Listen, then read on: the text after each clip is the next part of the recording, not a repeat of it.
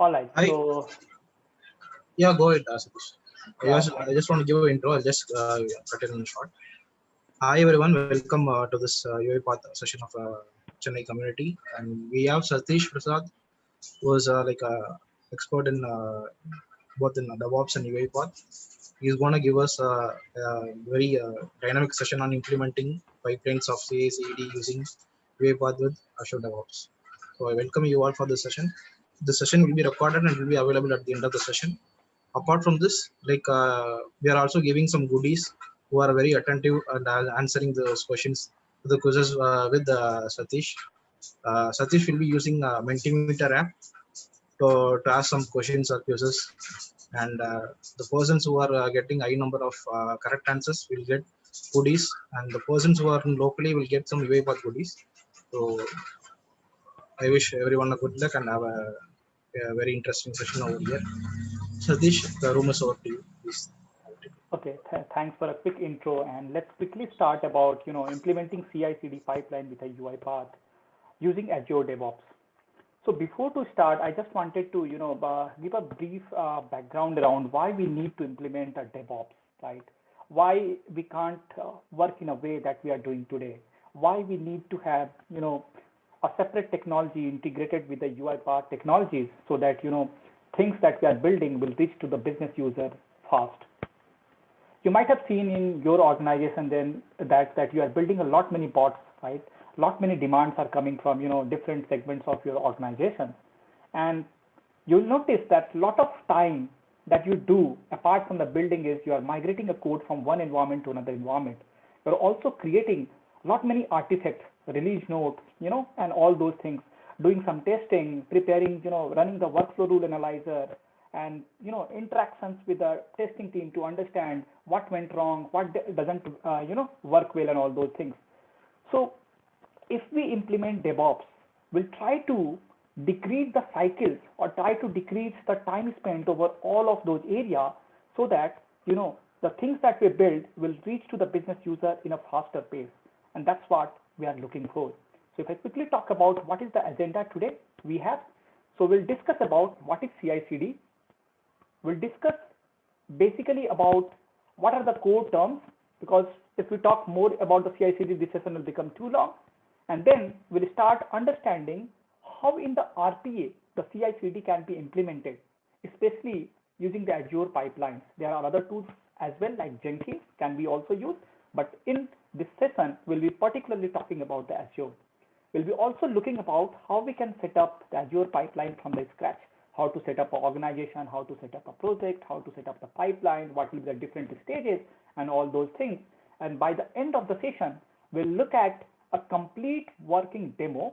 I'll be also giving you the source code so that you can experiment and practice when you go back home, right? So that's what the agenda today is. And with this, I'll start explaining what is CI/CD, right? And I'm pretty much sure that this is not a new term. A lot of people who are on this call, they might be knowing what exactly it means, right? So it contains two words. One is called continuous integration, which basically talk about the practice used by development team to simplify the testing and the building of a code, right? It helps to catch the bugs or the problem while you are early in the development cycle so that it makes your life easier.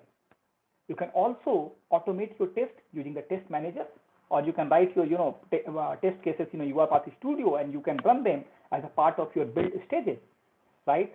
And also, not only this, once the CI pipeline gets completed, it will move to the CD pipeline. If you look at the screen, at the top, at the left, you will see there is a code, and then there are related code.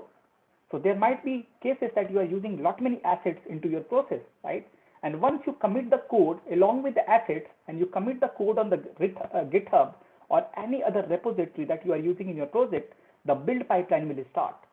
And all it does is it builds the code along with all your assets and create a nugget package when we talk in terms of UiPath. And then you will perform some set of unit testing and integration testing. And at the end of the CI pipeline, you will have artifact, that is a .nugget package, will be available that can be deployed in a separate pipeline, or maybe one pipeline can contain CI plus CD both. It entirely depends on the organization, because DevOps is not a technology. It's a practice that is being driven by the organization goals. Some organization might be using different tool set. Some organizations might be using, only CI. Some organization might be using CI, CD plus CT as well, continuous testing, right?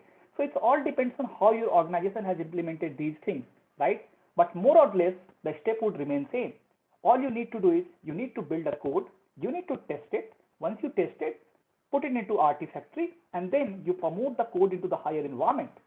I mean, you do all those things in a test environment, you test it, you deploy it in the UAT, done the UAT testing, somebody will review it, then you stage the code into the production environment, right? So that's pretty much about the CI/CD. I'll not, talk much detail about this, and we'll quickly go to discuss some of the key features of the Azure pipeline, because we'll be discussing more in terms of why we are using the Azure pipeline and how the Azure pipeline can be, used for our CD/CI pipeline setup with UiPath. Some people might ask why we are not using, Jenkins, why Azure, right? So it's all depends on your organization choice, and it also depends on what kind of setup and infrastructure your organization has, right? But working with all of these different tools, I can certainly tell you what are the benefits you'll get when you work on Azure, right? Okay, so when I say Azure pipelines, why we are using it? Because it supports any language, any platform, any cloud.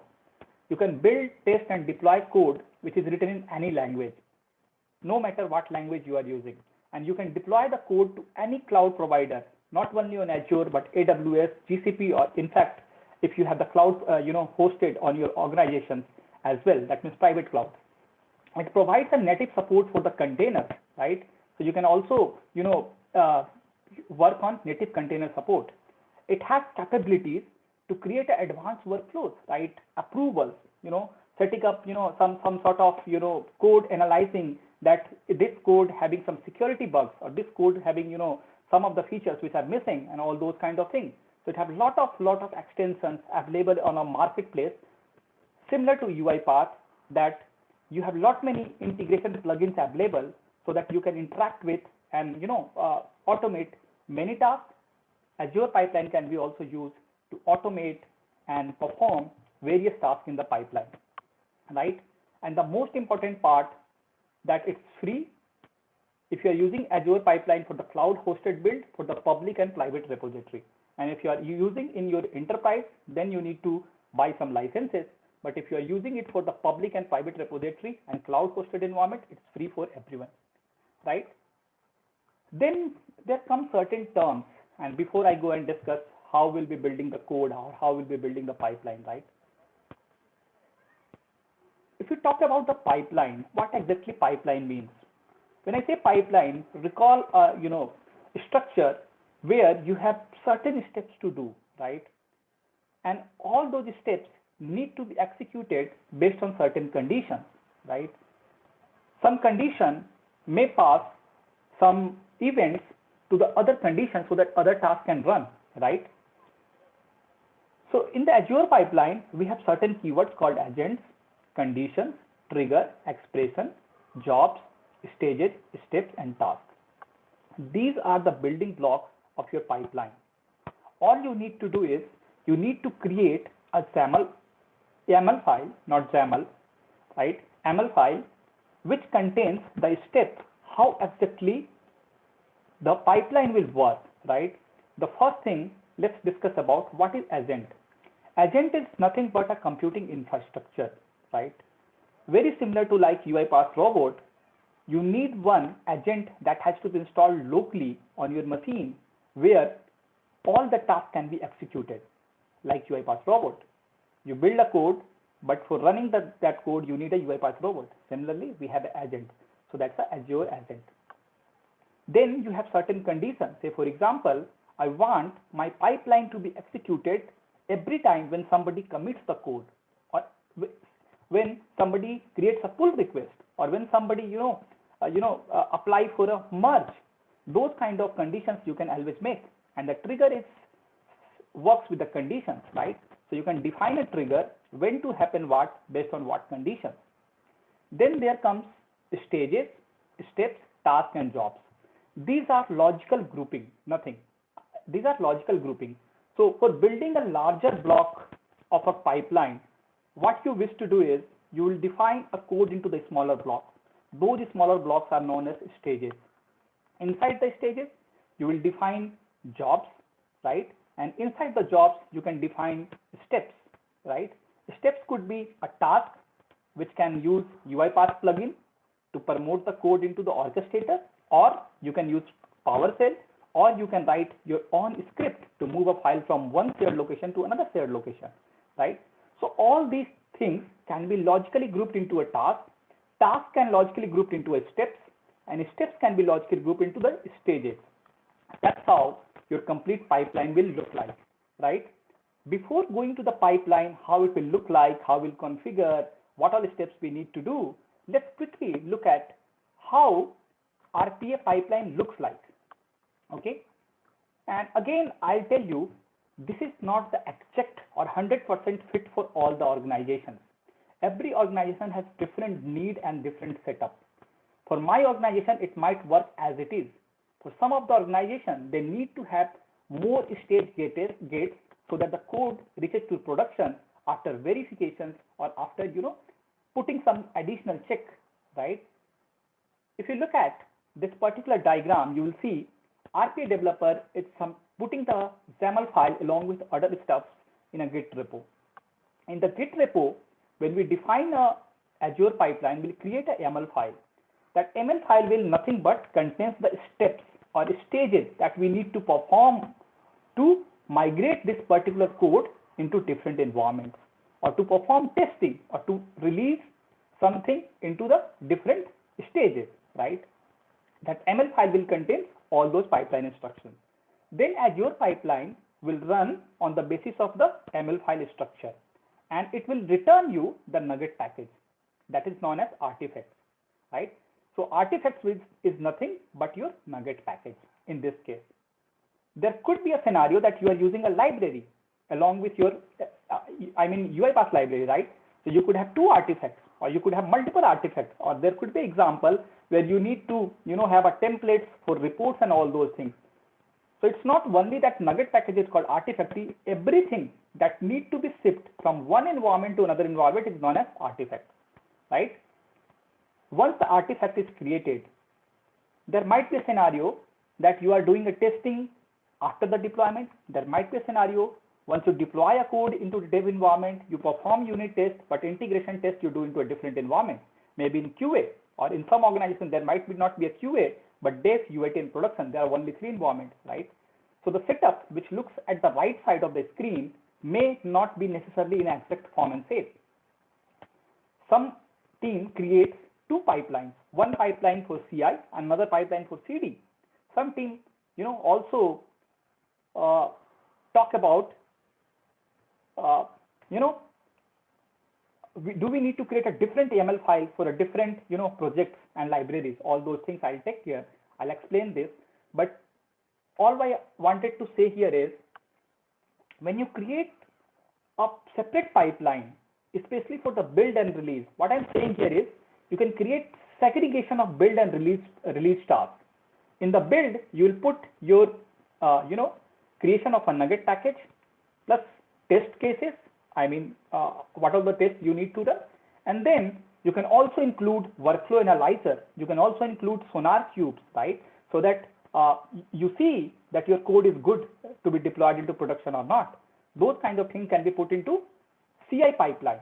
And in the CD pipeline, we'll create approvals, we'll create reviewers, we'll create connection to the different instances of the orchestrator server and all those things, right? So it all depends on how your organization is, how we can do everything, right?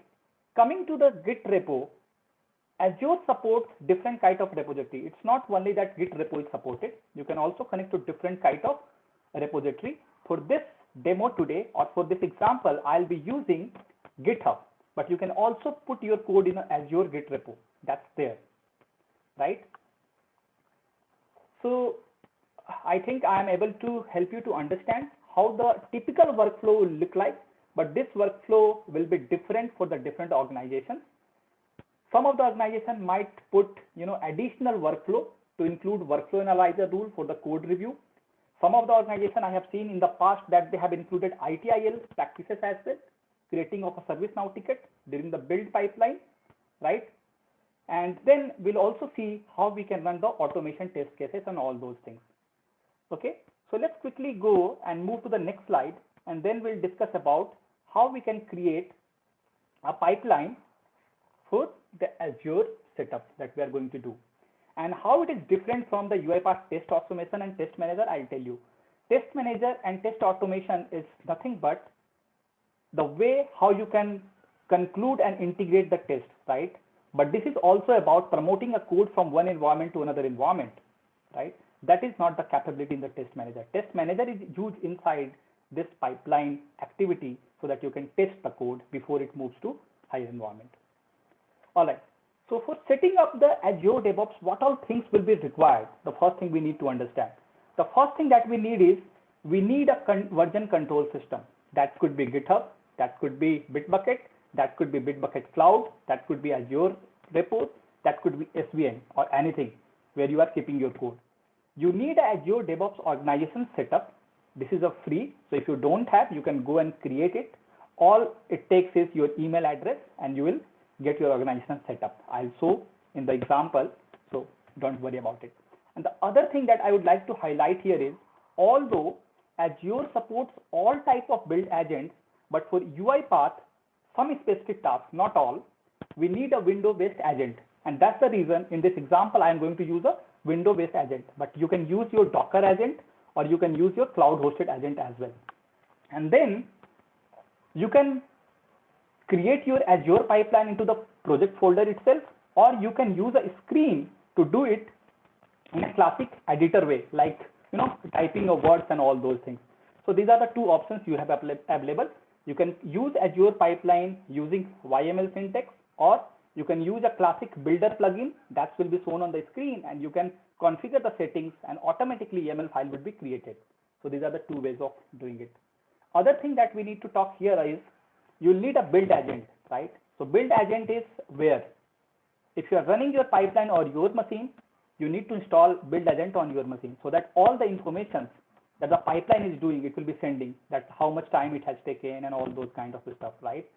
So, and it requires Windows, operating system, and all those details are listed on the right side of the screen. You can see.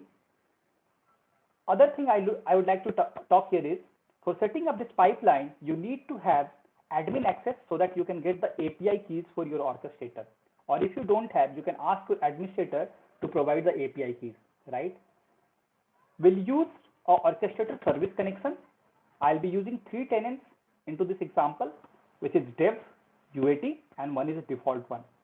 I don't have any prod environment, but I'll be showcasing you how the code can be migrated to dev and UAT, and similar way you should be able to do it for the prod. Okay.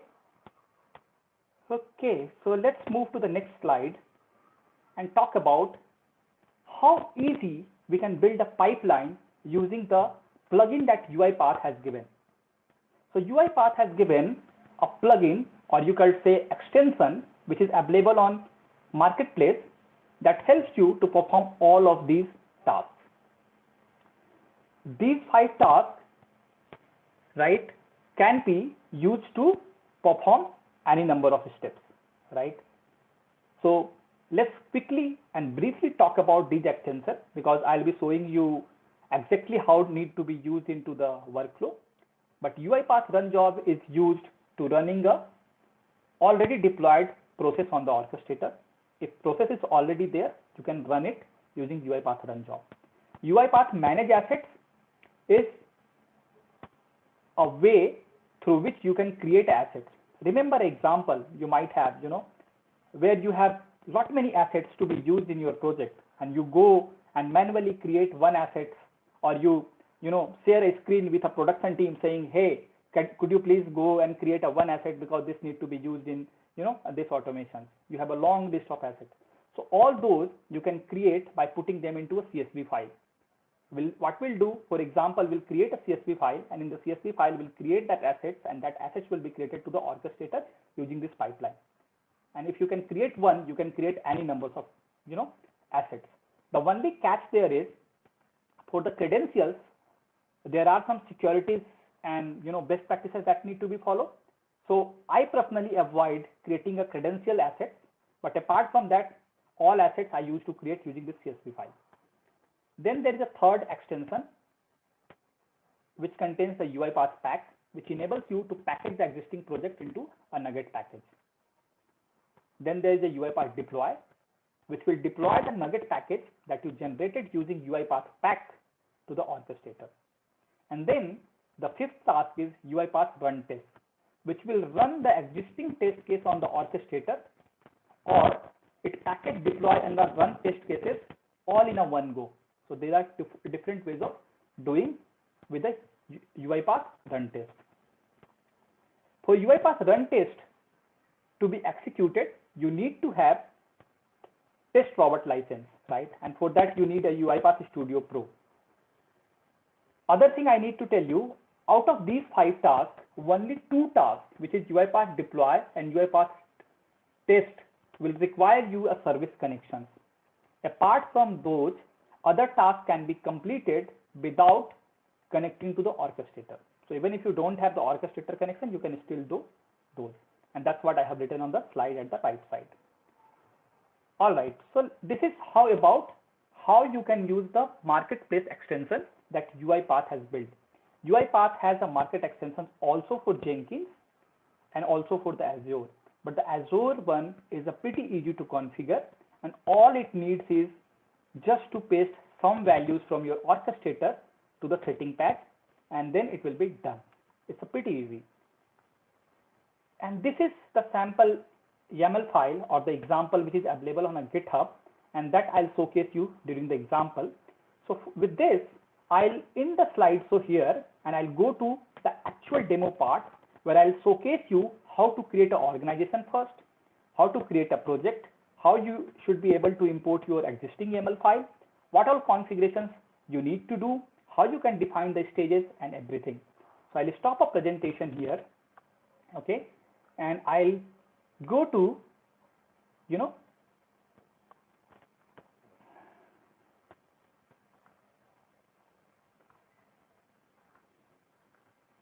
you're able to see the new screen, right, which is looking Azure DevOps.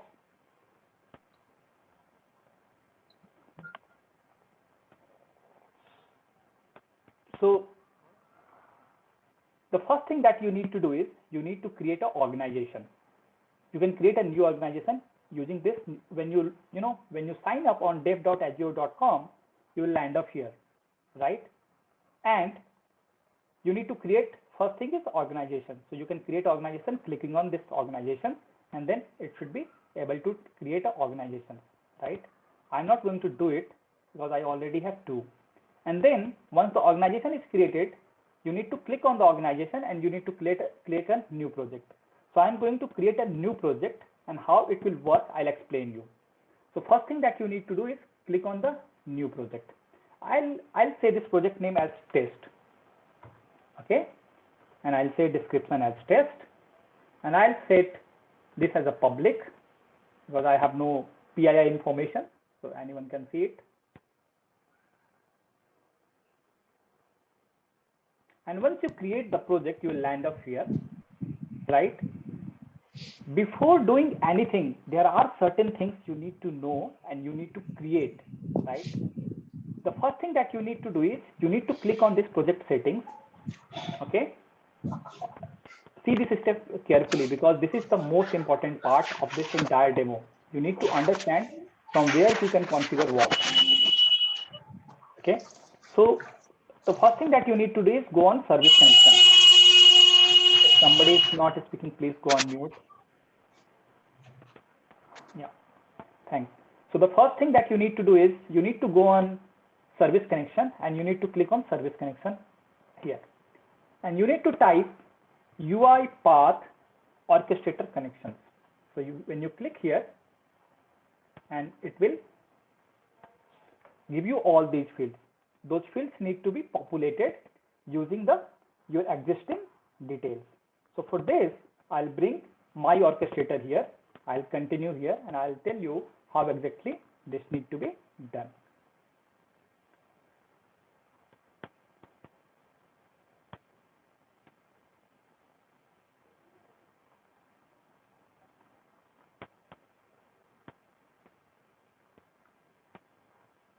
Okay, so I'll go to demo.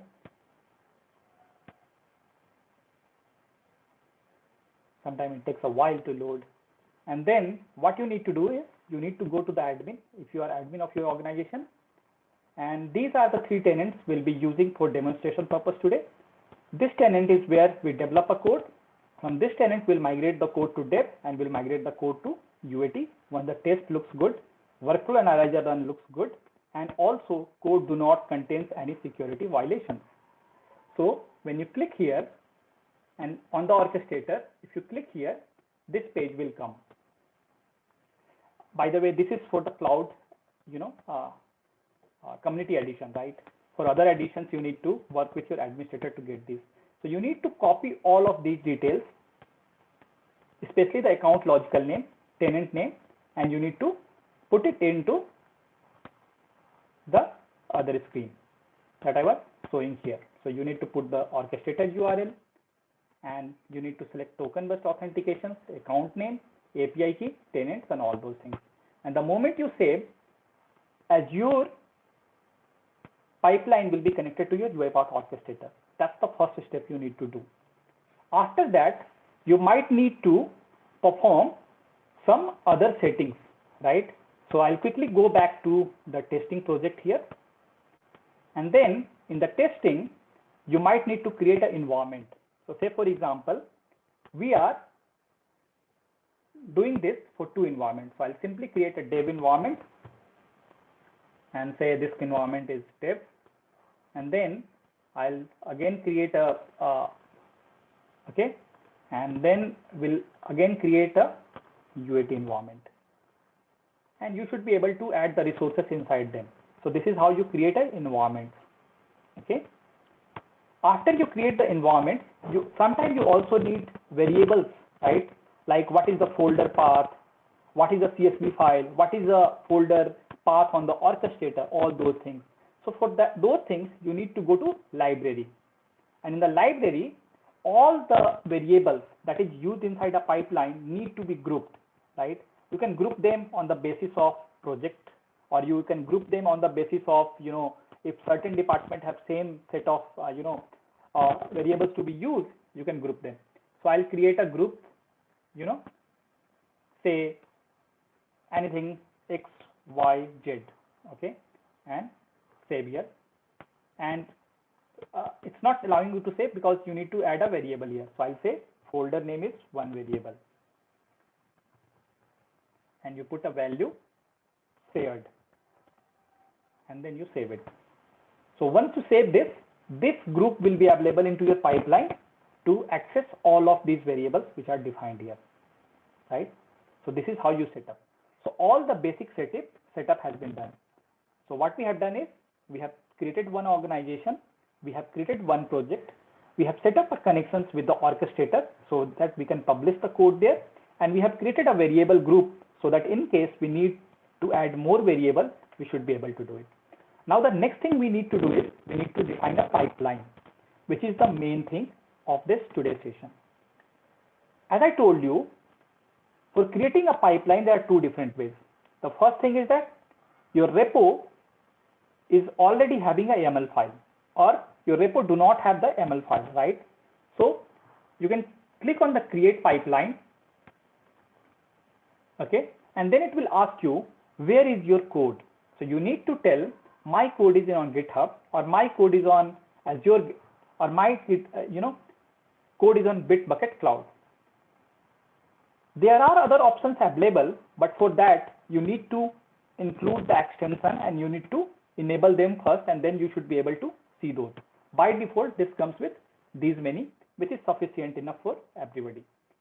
I'll click on a GitHub because I am going to import one project from my repository. As my Azure is already connected to GitHub. It will show all the projects. For your example, you will not see this, but you will see a pop-up message saying that password and your username for the GitHub. And once you give those, you will see all your projects and everything here. So these are the all projects. So I'll switch to my all repository, and I select the example that I can use is, let's take this one.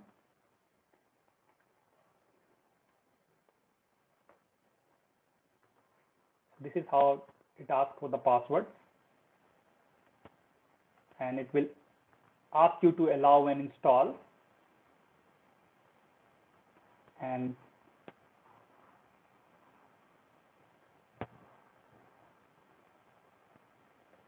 once you click here,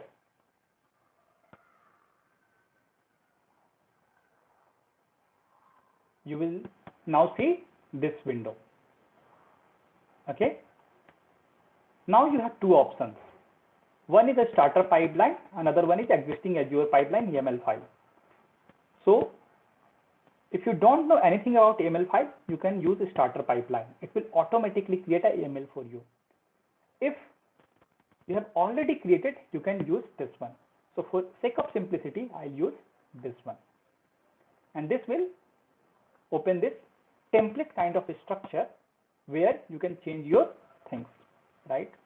If you remember, I briefly talked about triggers and steps and the scripts, right?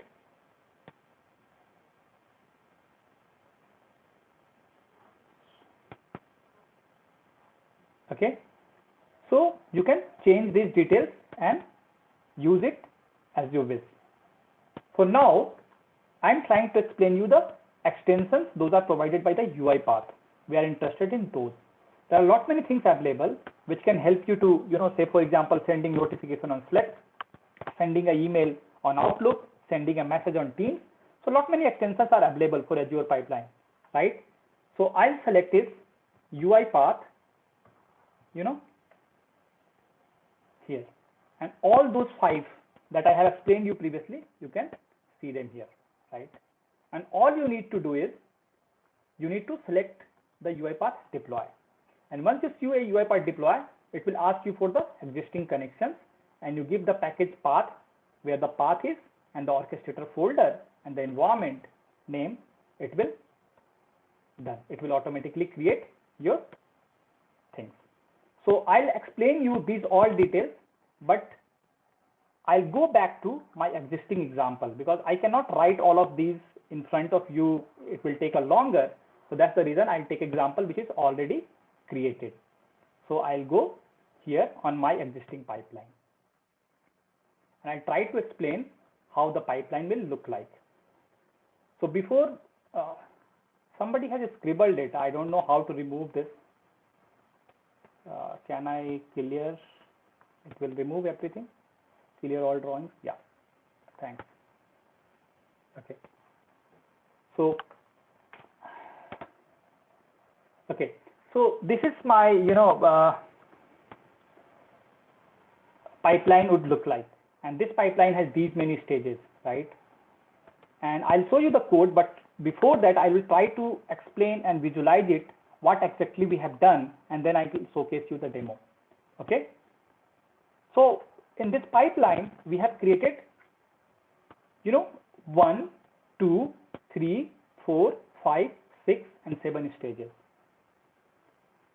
This stages, all stages are based on trigger, which is on the main branch. That means I am directly dealing with the master. I am not following a branching strategy, but in the organization, you need to follow branching strategy, and there might be some stages need to be done on certain branches. Then the first stage is building a package which will create a nugget file. And then on the success of this, I am creating assets. On the success of this, I am deploying a build file to the development environment. I'm also running a workflow analyzer, which is a good tool to understand how your code looks like and is code you're following the best practices or not. Did your developer has done some mistakes and this code should not be allowed to deploy? Those things can be included here. And then I am also using a Sonar Cloud to see if the package do not contains any malicious code, so that it has security issues. And once this is done, all the checks are done and deployed successful, I'll test it. I'll run a test case. So if you click here, you will see that a test case will be executed, and once the test is passed, it will be promoted to the UAT environment. So this is my workflow will look like, and that we'll see in next few seconds. So, and this you can change as per your need, right? This you can change as per your design. Okay. Workflow analyzer is exactly same in the studio, yes, and we can use that using a PowerShell, so that we can do it in runtime. You might have seen, in the UiPath Studio, it generates all the error messages and warnings and everything that I'll showcase you. Okay. So for this, I'll go to the pipelines again and click on the pipeline, and I'll click on edit pipeline. Okay. And this pipeline is available in my GitHub repo as well. You can clone, copy, try, experiment, whatever you want to do. Okay. And this is how this ML file would look like. I know the font is pretty small, so I have copied this into Notepad so that I can help you to explain what exactly written over there. Okay. So you can, the first thing, look at how the higher organization is. So trigger is master. If you do anything, any code changes on the main branch, it will trigger. I'm using a variable group dev. So all my variables are put into the dev group. And then I have these 7 stages, all the 7 stages that I have shown you. Okay. My first stage is build, which is doing nothing but building a package. And one more thing I forgot to tell you is you can create a pool of agents. I mean, either you can use your own laptop, or you can configure multiple machines as a pool, so that whichever machine is available, this code block or this pipeline will run upon them. And usually in the organization, there will be pool of machines or resources available in each environment. Okay. So the first stage is build. And what I'm doing in the build is I'm using a UiPath,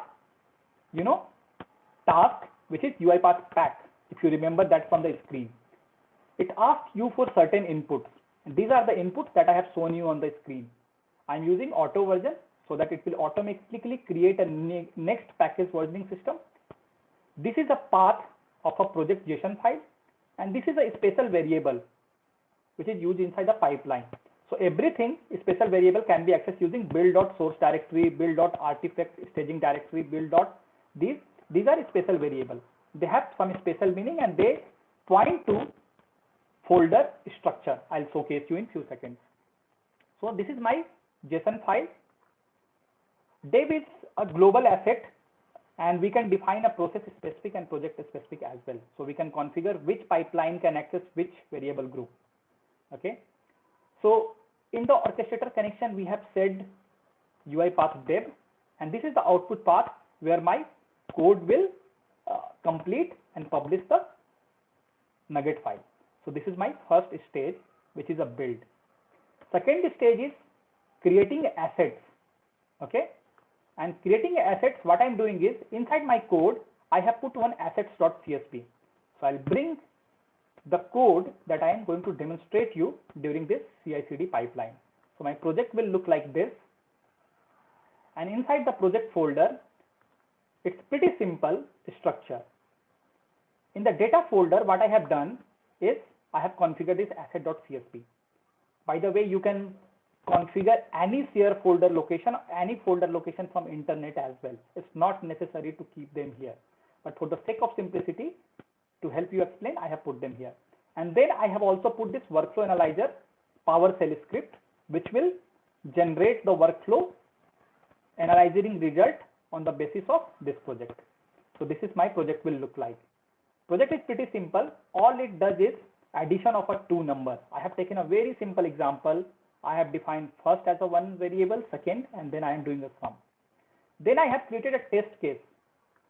So if you look at, open this one, I have created this test cases. So given that first number is 5, second number is 10, I'll run this my one workflow to test, and then I'll verify if the sum is this one, I should be able to pass this test. Okay, and then in the I'll come back to this CSV file, asset.csv file. Okay, so this asset.csv file, you can put all your variables. It's very similar to what we have in config, the config file we use in our project. So you can, what is the name, what should be the type, and what should be the value. You can use credential type as well, but for the security reason, I'll say do not use this. Manage them outside the asset value, or you can use Power File capability to create credential assets directly. Store them into a Windows Vault, use PowerShell, create assets. That's a better way of doing it. Otherwise, the password will be written in an open text, and it may cause a flag or security flag when you upload in a cloud and all those environments. I'll tell you how you can do that. Okay, so this is how, and you can put as many number of assets you want to create. It doesn't take much longer. It doesn't make any difference. All it takes is 2 minutes to do all these steps. So this is how my project will look like. And then inside this project folder, I have this azure.pipeline.ml file, which is nothing but this one, and which is the same which I am showing you at the Azure, online. Okay, so this is how assets will be built. Then we have this deploy job, which will deploy the code that is generated here to the UiPath Dev Orchestrator. Okay, then I have run this workflow analyzer, and it is little different than others. What I am doing here is I am using a PowerShell. I am not using the plugin that is provided by the UiPath, because UiPath do not have capability as of now to run the workflow analyzer using Azure extension. For this, you need to write a small script, or you can use a PowerShell script. So I have written this small PowerShell script, and that takes these, input. What is the project path? What is the executable path? This again you can put into some variable, and variable can be put here, and then the result will be output into this path. So this will analyze my project. So this is workflow analyzer. Now in the next stage, what I have done is I have done a code quality, which is I am using a Sonar Cloud Prepare. So Sonar can be used to check if your code do not have any security violations, or it doesn't contain anything which should be, and many things could be done. I mean, a lot of people know and how SonarQube work and all those things, but I just wanted to explain that it is pretty easy to connect the Sonar Cloud as well. So it's not, all it does take is your project name and path and your organization detail, and all it does the work. And once this is done, we'll run the test cases. So we'll run the test case, and this is the test case that we have created in a studio. So when you see in a studio and you publish here, there is an option to publish the test cases, and when you publish the test cases will be published, and that will be available on your orchestrator. So I'll simply go and showcase you the test cases so that you should be able to understand what this test cases look like, and then we'll run the workflow. Okay, so if I have created the test cases, and test cases are here. So this is the test cases that I am going to run. This is the test set. Inside this test set, there could be multiple test cases. For this example, I have only one test case, but if I create more number of test cases, those all test cases should be, done. Yeah, that's a good question. What if we run into the exception? I'll tell you. As of now, we have done a condition, run everything only when it succeeds. If there is a failure, we can also write a condition saying email, or do something else, clean up and all those things. I do not want to complicate this code, and that's the reason I have put only the success scenario and happy path. There are many ways to handle the exceptions. You can send the details on Slack, you can send the details on Teams, you can email those, you can retry, and many things. Okay. So, sorry, I was on orchestrator. So this is the test cases, and then in the test cases, you can see if we run the test cases from pipeline, test cases will be completed, right? And then once the test cases are completed, it will publish the package into a different tenant I have. So I have dev and I have UAT. Okay. I'll go back here and I'll showcase you again one thing, just to before I run the project, that how our overall stages will look like. Build a package, create assets, deploy on dev, run workflow analyzer, check code with the Sonar Cloud. If all are good, test it. If test succeeded, deploy it into UAT. And you can add more here, like get approval if somebody approves, run test cases, and then publish to prod. So it's all depends on you how you want to further change it. But all it takes is the same set of steps. Okay. And this YAML file is available on my GitHub repo. So you can always get and see how you can change it. So all you can do and change it. Okay. Now with this, and before I run this, I'll go to the agent folder and I'll showcase you how the agent folder would look like. So when we run the project, this is a local folder location, and local folder location, you will have this agent. And for pipeline to work, this need to be running on your machine, because when you send a command from the Azure, it need to be receive those commands and execute the task on your machine. Not all. For some tasks can be automated on the cloud itself, but this need to be running. So all you need to do is you need to first time configure it using your access token, right? You can give your access token and organization name and it will start running. So when you click on config, this type,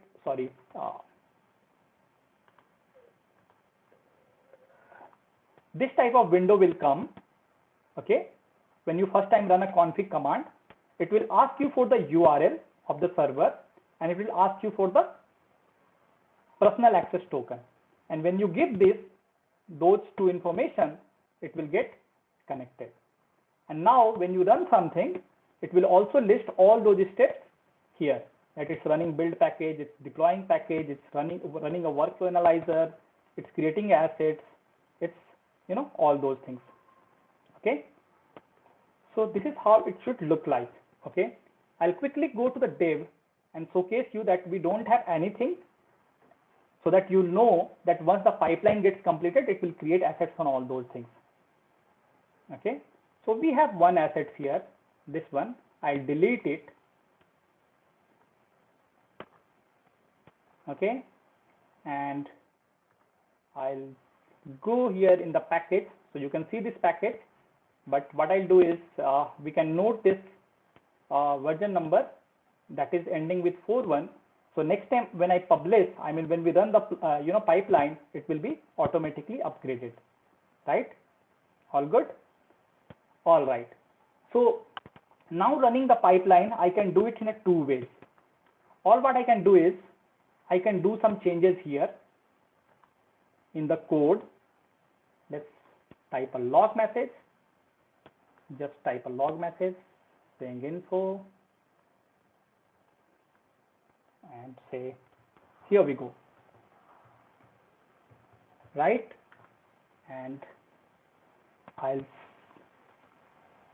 commit it. It's saying no changes. Oh, because I need to first pull and rebase, because there are changes on the here, and now push.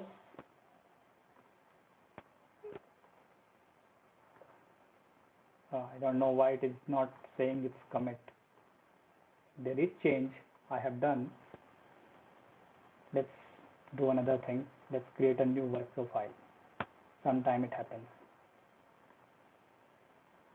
Okay. And now when I commit and say added new file, Okay, and I commit and push.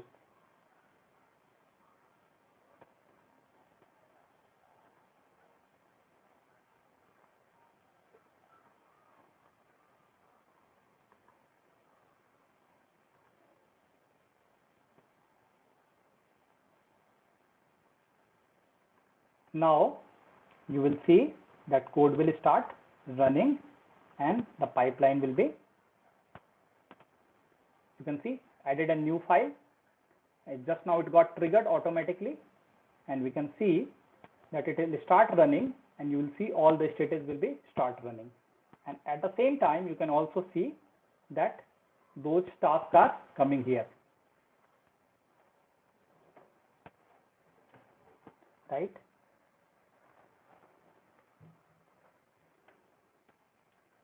I mean, sometimes it gives saving the main again and again. So that's the reason I created a new workflow, because sometime I edited this, ML file outside the UiPath Studio. So I need to repull.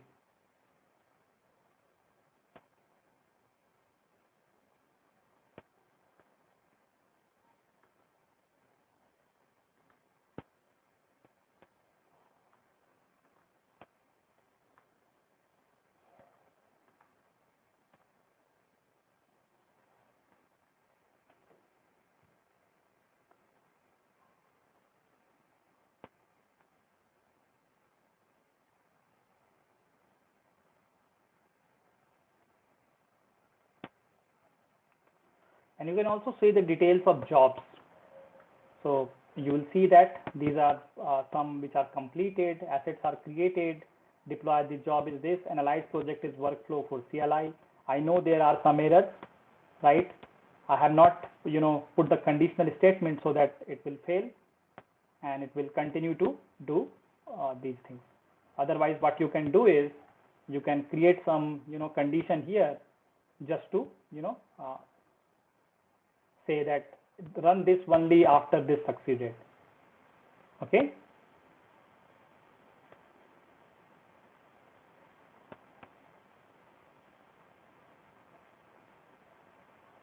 You can see this test has 100 test has been passed, all completed. So this is a summary. It's all good and all is completed.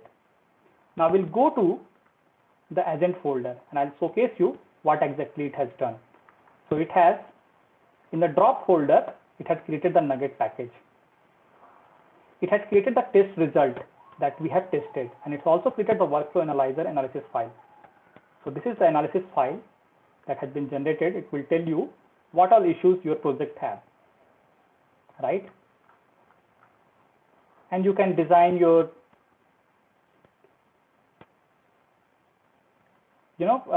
your workflow in a stages in much better way to define different conditions and different things. Rohit, I'll talk about these details, what will happen in case you need to do a rollback and all those things. So let me finish this and then we'll take up the questions one by one, okay? So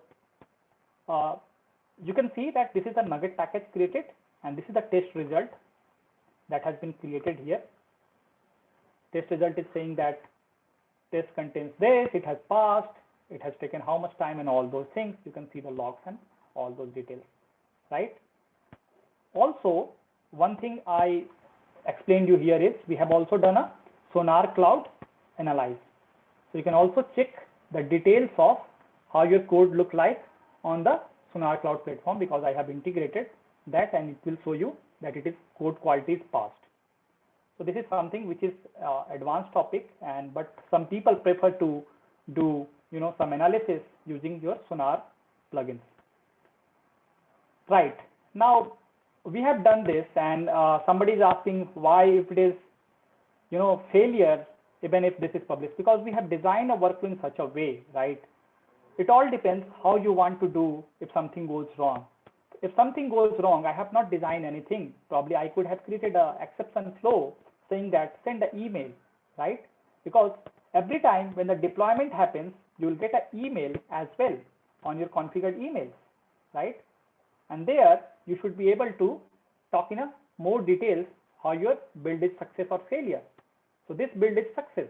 If you see, right, this build is success because I have configured the build in such way. It gives you the test results as well, right? That these many tests, all those things. Approvals and everything can be configured. I'll tell you the better way of doing it, right? But as of now, for the sake of simplicity, we wanted to give a quick detail how you should be able to configure the Azure pipeline. There are many more things in a terms similar to UiPath you can do. All you need to do is enable those extensions which are available on Azure Marketplace, like Teams, Slack, and lot many others, right? Whatnot, SMS, calls, and everything. I have seen an example where, you know, pipeline contains a Twilio API, and that calls somebody if deployment and release has failed, right? So that's also is a configurable. We also get when something goes wrong, right? And you can also design an email which contains approve and reject button and those kind of things.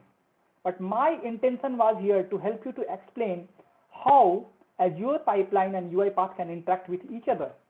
There are lot many things you can do, lot many approval, stage gates, you know, testing if-else conditions. You can put it, right? You can define as long as you want to do. All you need to do is put another condition in this block again, saying, you know, just put it like here and say condition is failed and do stuff. So this will happen when the condition is passed, and this will happen when condition is failed, right? So that's how it is. I mean, I'll quickly go back to the UiPath orchestrator to showcase you that we have now this 41 previously. It should have been updated with a new, that you look at new one now, and we can also go to the assets and see that asset is created. We have deleted it before, you know, this, and then we can also go to our dev environment and see that test cases were completed or not, right? So like if you go here and you go to the test execution, you will see that 5 minutes ago test has completed. And one more thing I would like to highlight here, if you look at the total time it has taken is less than 2 minutes. So in 2 minutes, what we have done is we build a package, we committed the code, we publish it to dev orchestrator, we run the test cases, we done the static analyzing using workflow analyzer, we done the dynamic analyzing using Sonar plugins, right? So these many things, and all it takes is 2 minutes, right? Otherwise, you need to get into a meeting, you need to explain the run book to your, you know, release team, explaining that you need to do these things, you need to package, you need to put this, nugget package from here, you need to upload, you need to create these assets. These are the run book and everything, right? So it takes a lot amount of time. Think about a scenario that you have 30 number of, or maybe 100 number of processes running into your environment. And if one release takes around 1 hour, how much hours you are saving every month? There are a lot many advanced concepts in Azure DevOps. I only briefly touched based upon basic things because I was not aware what kind of audience we have. If I talk, too much advanced, there might be, so that's the reason I kept it very brief. But if you have any questions, feel free to reach me on my LinkedIn. And I have also created a detailed blog on my blog, and there you can ask any question you have. I'll be able to help you. And right, so the thing that I want to make you understand here is everything that you do today in terms of deployment, in terms of migrating a package from one environment, all those can be automated. And that automation doesn't take more than 2-3 days. You can create a YAML file pretty quick using Azure free plugins. You don't need to, expend anything. Sonar Cloud is also free. Azure pipeline is also free, right? And if your organization permits you, you can, go. Question about the rollback of deployment if unsuccessful. So if you look at here, there is called release. So far, what we have done is a pipeline, that is CI part. Similarly, we can create a pipeline for CD part. which is a continuous deployment, and you can create a release like this. So there you will again create a new pipeline, and similar to the task, we can create a task like here. Okay. So these are not too different, but this is only because there might be a scenario that you are developing on one environment, but you are deploying to multiple environments. So release part are kept separate. Here you can add approvers and all those things. And then you can also define, on the basis of what exactly you need to process. Other question is ML is created on the bot level or process level? It's created on process level because it is put on your source folder. One more thing I would like to tell you, you don't need to create ML all from scratch all over again for all the project. You can create a template ML file, put it parameterize, and for every other project, you can pass those parameters. So once you create one ML file, that same ML file can be used in all the projects, and it will be easy for you to develop, right? I have done the exactly same. What we have done is we have used RE framework, done a lot of changes, put this YAML file and created that and published as a template.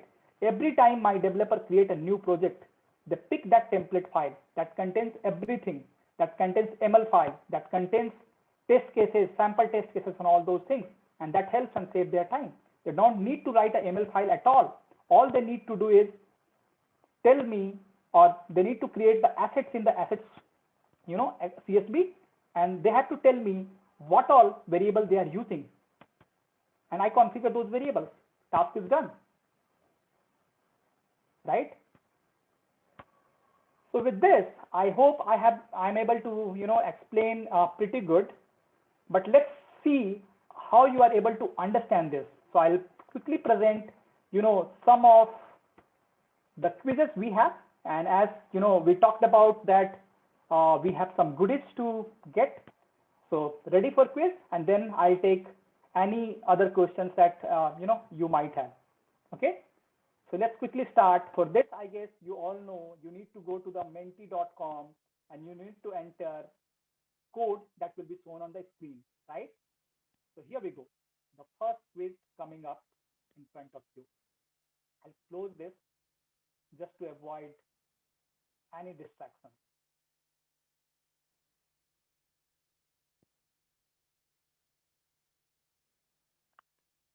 Guys, please join.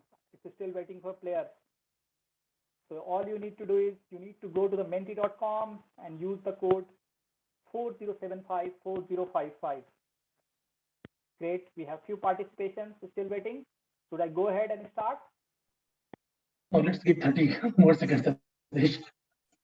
Yeah.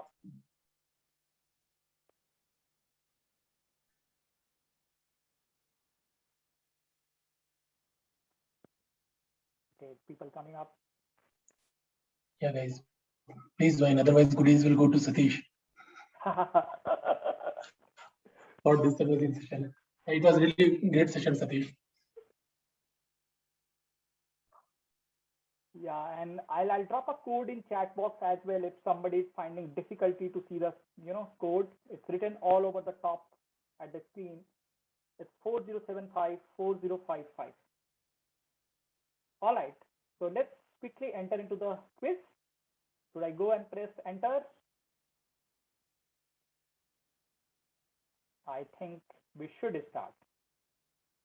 Okay. So the fastest finger will get more points. So that's the rule. Okay. Now you look at your phones, you will be getting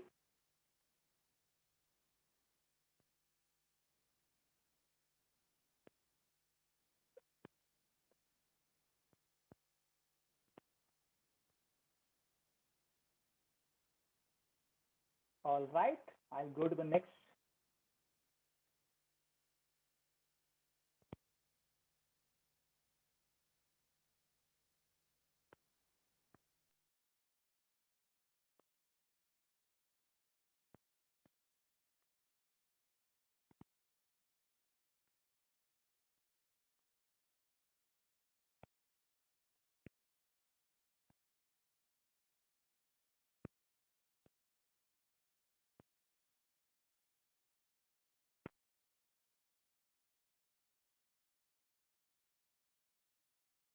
Ah, that's great. Everybody has voted for it. Okay, so here is the third. It's little tricky. So try looking at.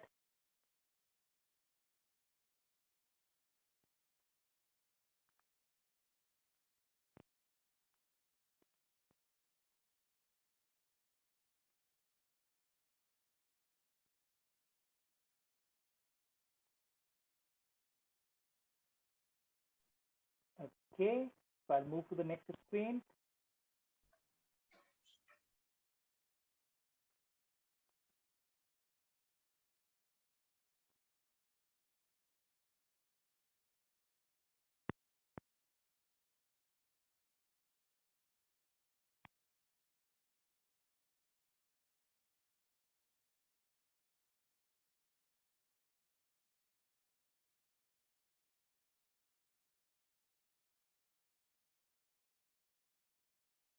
Ah, that's great.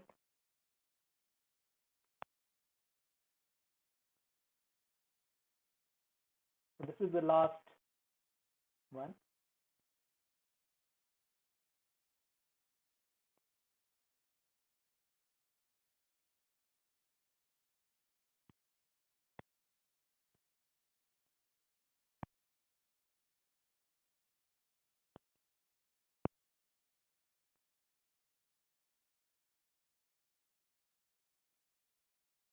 Great.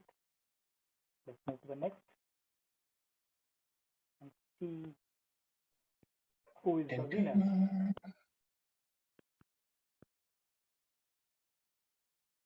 Okay. So winner is, I don't know what is the full name. It looks like they have.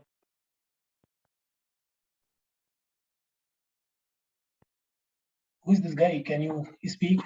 Raise your hand. Raise your hand. Send your name on the chat. Yeah, otherwise Goody will come to me. Ah, that's Reshma. Okay, congrats, Reshma. Reshma, you can send probably your details to me, and you'll get something. And congrats. Great session, Satish, and great questions as well. Yeah. So I'll open up, everyone to speak and ask any questions you have. I should be able to tell about best practices as well, how you could improve this and all those things. Any questions you have? Because, I'll tell you one thing. I've been working with, in UiPath for almost 4 years now. And I've seen a lot of organizations have started DevOps, but they have not completed and fully automated it. Some of them are doing only is building a Nugget package, putting into a share folder. Some of them has done, only publishing parts, but not done the workflow analyzer and static code checks and all those things. Some of them are only doing, just creation of assets and creation of a folder. A lot of people have different flavors of this automation have been done, but still it's, people are working, and hopefully we should be able to see more and more examples in coming days when people has automated everything of the deployment cycle, because it takes a lot of time of, it's like automating stuff that automation can bring, right? We are talking about the automation, and we are not automating the, the time that we, spend in building something, right? Hi Satish, Arjun here. Thank you for the wonderful session. It has been really helpful. Just I want to know, Satish, because I'm facing challenges to deploy libraries and package. So how to, differentiate, because when you publish via UiPath, you can easily do that. But with the YAML file, it is becoming difficult. So can you, Yes, do you have different YAML files for it? That's really a great question. I mean, you are really working hard on that. I'll tell you my similar scenario. So in those scenario, what we did is we switch it back to the UiPath PowerShell activities. Okay.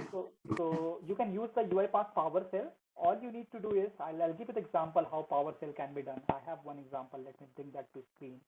And then it will help you to solve all those issues which cannot be done with the existing extension. I mean, product team is working. They have recently updated their, these things, but still there are something that more need to be done for, other things to be done. Like, So let me share example. Let me know when you are able to see the screen. You able to see it? Yeah, able to see it. Thank you. So all you need to do is you need to use a PowerShell. You need to import this PowerShell library. You need to install that on the agent machine. Tokens, you know how to get it, and then use like this. Okay. This will solve your problem. Okay. Thank you, Satish. Thank you. Is this on uploaded on GitHub? Is it? Yeah, this pipeline is uploaded at GitHub. I don't know. This is the old one. Okay. I created a much better one. I mean, you can connect on me on LinkedIn. I should be able to share Sure. you. Yeah. Or probably if you want, I can ping this into the chat and you can copy it from here. Thank you so much. That would be really helpful. Yeah. All right. Any other questions, guys? Thank you. I don't know till what time we have the session, because If you have time, you can, we can answer that as well in case people have question and you have time to answer. yeah. I'm happy to take any questions. I mean, the more number of questions we have, more we can able to discuss and guide about. I'll quickly scroll up to the chat and I'll see that if I have not answered any of the questions, those have been asked previously. Yeah, and I try to answer those because a lot of people have pasted first, but they didn't get their answer. Okay. So one thing regarding the repositories and setting up the branching strategy. In my example, I have shown you simple case where you are publishing directly on master, which is not at all allowed in any organization. You have a different branching strategy. You develop a code, you publish into a develop environment, automatic build will be triggered because the pipeline is there, which builds on the basis of changes you do on develop branch. Once the build is success, you need to create a pull request. And once you create a pull request, somebody like me, test lead, or your project manager, he need to approve that. And once it is approved, that it will be moved to master and merge with the master, and the prod deployment will go. So those kind of branching strategy can be designed. You can work on multiple branch strategies, and for all the branches, there could be a different steps and different conditions. And it can work with all type of repositories. I mean, Git, Bitbucket, all those. So it's not a problem. I think I have already answered UiPath test automation and test manager, how it is different. Test manager is something where you can manage your test, run your regressions, integrations, unit tested. Here we are not only talking about the testing, here we are talking end-to-end deployment cycle, from creating assets to running a test case to deploying a Nugget package to integrations and publishing it to higher environment. Okay, and environment, there is a question from Ganesh. Anupam is there, by the way. Thanks, Anupam, for joining.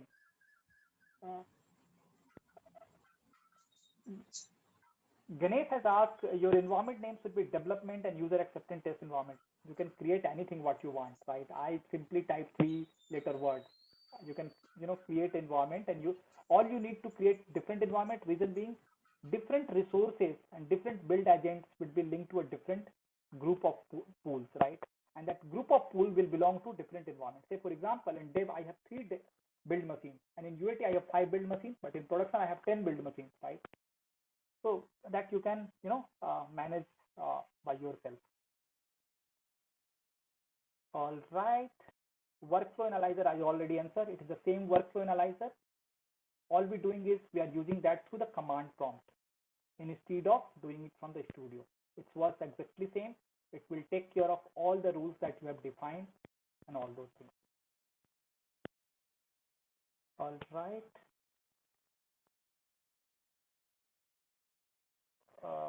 Okay.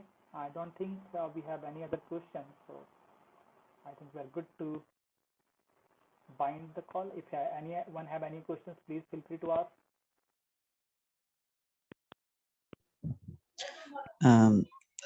Hi, Satish. I just wanted to ask one thing.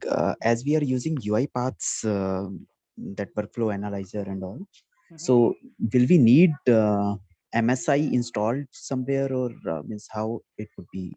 No. You don't need to do anything. I'll tell you how it works. Okay. So my screen is still visible, right? Yeah. Okay. So here is a small power cell that is doing everything. So you need to tell where is your project JSON. You need to tell where is your UiPath Studio, right? Because when we create a host agent, we need to install this software for workflow analyzer or robot.exe. Because it Okay, will be run. that's what I was asking. Means, Yeah. do we So need you to install it yes, there or not? Yeah. yes. On the agents, you need to install, and that's the reason I briefly touch base upon this is we need a Windows host agent for UiPath to work as of now, or container. There is only two options. We don't have for Linux and Mac, right? So either we can use container services or we can use a Windows host agent and we can give the path. And this you can also define in a variable. So even if installer gets changed, nothing to do. Okay. Thanks. Yeah. Thanks a lot. Okay. All right. Any other questions or we are good to bind?